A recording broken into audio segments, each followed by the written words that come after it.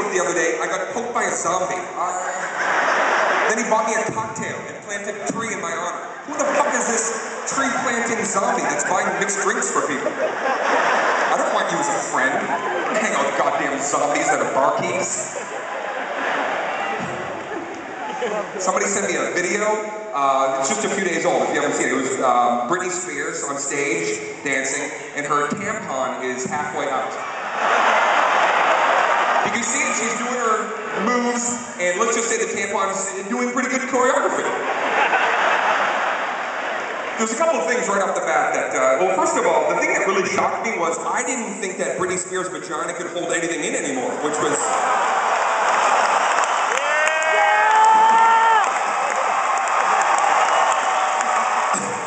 I would have been more shocked if the rear left quarter panel of a 78 GTO popped out of that sucker. And I would have been like, no!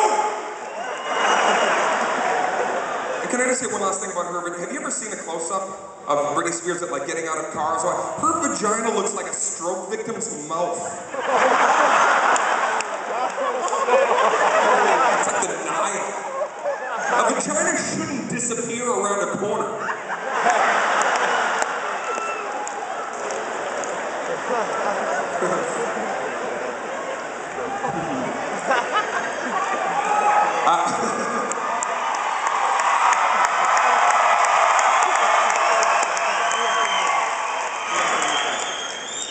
I just want to say something else too about that. You know, I realize there are certain guys out there a little miffed about the cock blocker of it all, because there's some guys out there, hey man, you know what, I'm just fucking looking out for my boy. I don't want him to hook up with some skeezer.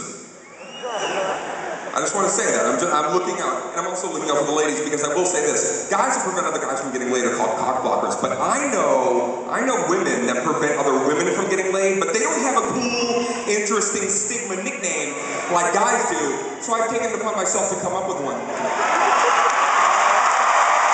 And if you think it's apropos, feel free to use it in any given situation. Girls that prevent other girls from getting laid, twat swatters.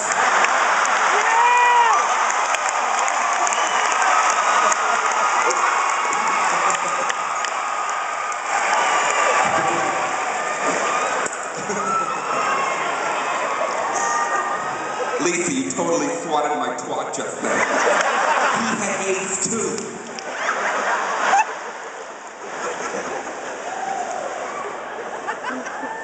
I found myself in a strange situation. I'm one of those people that I'm rarely at a loss for words. I can kind of ramble in and out of any situation.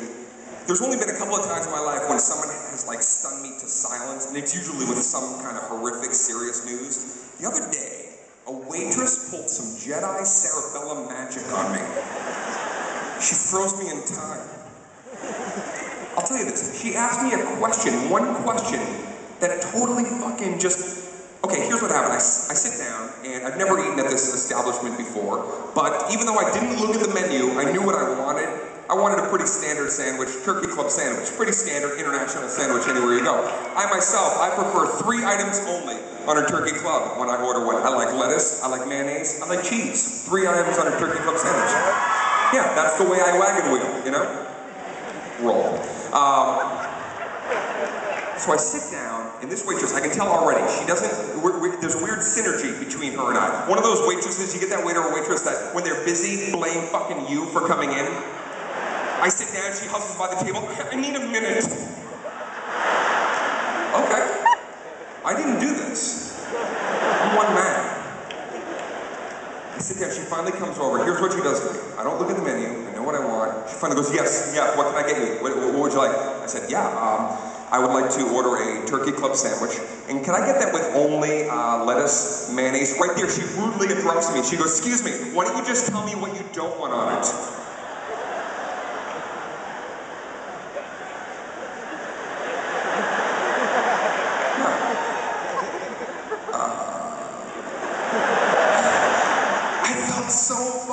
I was staring at her. Here's what I know now that I didn't know then. I didn't know what the fuck was on the sandwich to know what I didn't want on the sandwich. That's the conundrum that I realize now. I was trying to sit there and become, you know, omniscient and know the ingredients of sandwiches that my palate has never met before. So she's staring at me, then I'm staring at her, and I really let the question kind of sink in. I'm like, what a horrible, what if that was customer service anywhere? What if that was the rigmarole we all had to take in any customer service transaction? Yes, could I get a coach class ticket for this flight? Yeah, is there anything you don't want on the flight? Yeah, I don't want fire on the flight. I don't want dogs running around the fuselage nipping at people's heels. I don't want a surly character sitting next to me praying to a god that's not my god in an angry fashion. I don't want people opening and closing umbrellas near my goddamn eyes.